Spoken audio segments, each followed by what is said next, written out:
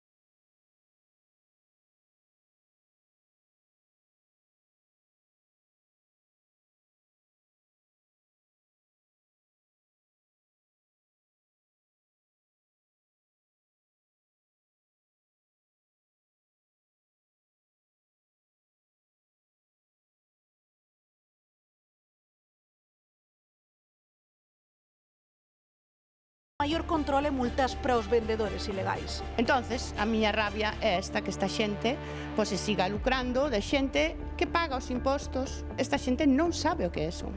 Non ten nin idea. Pero ten idea de rirse de nós.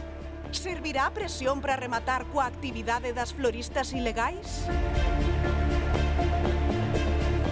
Esa era a denuncia que nos trasladaban. Un equipo do termómetro foi a comprobar se isto era verdade.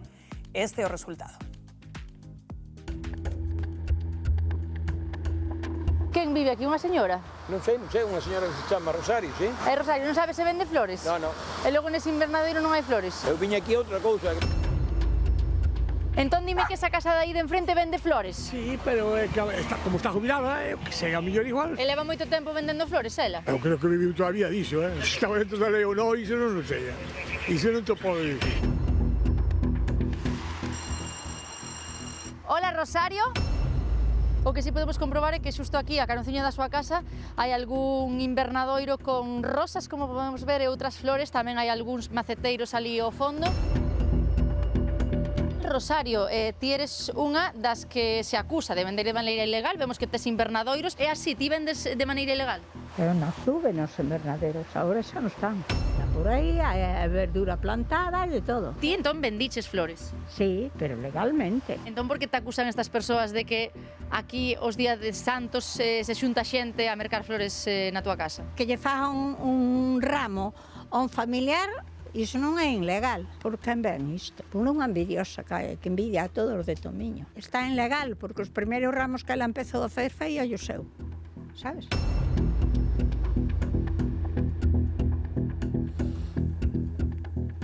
Bueno, pois aí escoitaban a suposta florista ilegal, Patricia, esta era a súa testemunha. Ela fai flores para os seus familiares e a xente moi envidiosa. Ojiplática.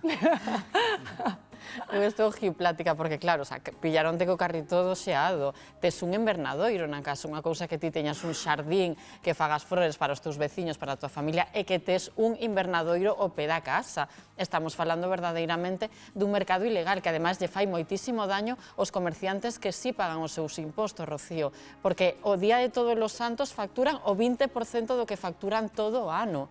Entonces, o daño que lle fan é moito. Eu si tiña constancia de que existía un mercado negro nas flores de difuntos, é dicir, que había bandas que se organizaban para roubar nos cemiterios despois dos enterros esas coroas, esos ramos, esas tarrinas, revendelas a precio máis baixo. E houve, ademais, operacións policiais e da Garda Civil referidas a isto. Pero sí que é certo que hai que poñer o foco sobre este tipo de actividades ilegais e perseguilas porque me están facendo un roto a economía da xente que se está pagando os seus Claro, impostos. ti visto, Alejandro, isto ten reproche penal, de algún xeito. É dicir, é unha señora que está operando, aparentemente, que é o que denuncia a florista legal, non? Que estamos vendo aí na imaxe con Fátima. Claro, ela non paga impostos, son cartos en negro, para entendernos. Reproche penal, forzando un poquinho os feitos, si a cuota fiscal de defraudada pasase de 120.000 euros ao ano, cousa que dubido bastante, pode ser un delito fiscal.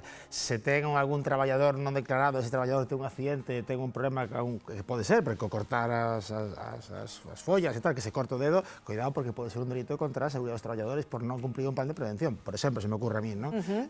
Pero se esta muller está xubilada e opera, pois vendéndolle flores así aos veciños... A salvo que haya unha especie vegetal protegida, que entonces sí que hai un delito contra a flora, e aí sí que sería un delito... Pero administrativo sí hai. Sí, claro, evidentemente, de feito, o que decían aí, porque non vai a Inspección de Traballo, porque non vai a EAT, porque evidentemente ter unha actividade non declarada fiscalmente, o estar traballando como autónomo, sin estar dado de alta, eso é sancionable, ten sancións bastante altas. Claro, é que debería ser así, non, Ángeles? Porque é que, claro, é que isto serón desincentivas ao pequeno comercio, ten bastante complicado.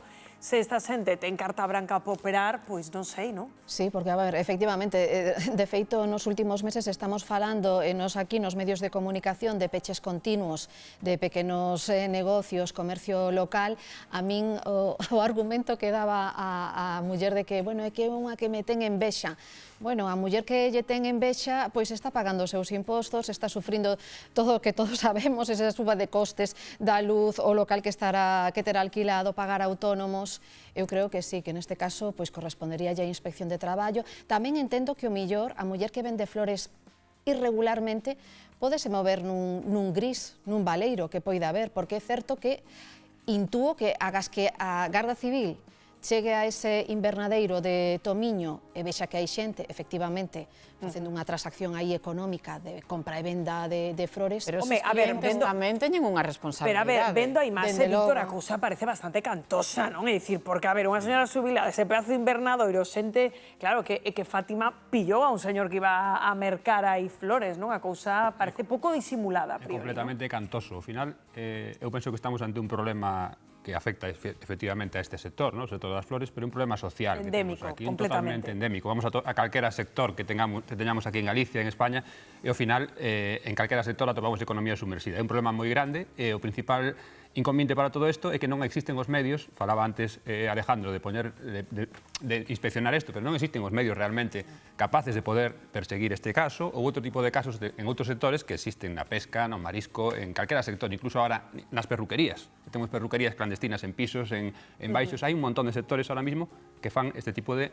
Non se chega a chamar delitos, sino que son infraccións, pero que son moi difíciles de perseguir. Sí, son moi difíciles, pero Ángeles era o que antes apuntabas ti, é dicir, que se non se persiguen, trasladamos unha mensaxe de que todo vale nun momento no que para as pymes, para os autónomos, a situación non é doada, claro. Pero, bueno, ao final, a solución seguramente vería dada porque non houvese persoas que acudisen a perruquerías ilegais, mercasen nun establecemento que saben perfectamente que están pagando os seus impostos. Ao final, somos os usuarios os que temos a última palabra. E a responsabilidade. E a responsabilidade.